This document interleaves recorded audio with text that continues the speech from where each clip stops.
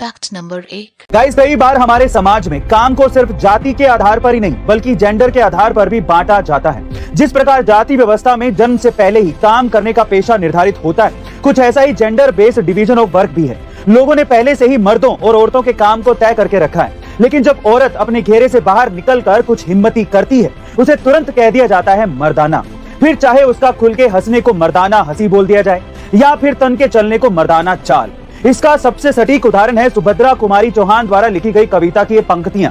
खूब लड़ी मर्दानी, वो तो झांसी वाली रानी थी, जहां रानी लक्ष्मीबाई की हिम्मत और पराक्रम को मर्दों की सी ताकत बता दी गई। और एक बार फिर ना जाने कितने मर्दों को धूल चटाने वाली एक वीरांगना की ताकत पर भारी पड़ गई मर्दों की ताकत वाली ये उपमा। गाइस, आज ओलंपिक से लेकर कॉमनवेल्थ गेम्स तक में लड़कियां वेट लिफ्टिंग और मुक्केबाजी में भर भर के देश के लिए सोना लाई। तो अब बस यही है कि कोई उनकी मेहनत, जुनून, ताकत और प्रतिभा को ये न कह दे कि वो मर्दाना है। Fact number 2। गाइस, कौन सोच सकता है कि जिस महिला ने अपनी शुरुआत बैंक में एक सफाई कर्मचारी के रूप में की हो, वो उसी बैंक में एक अधिकारी बन जाएगी।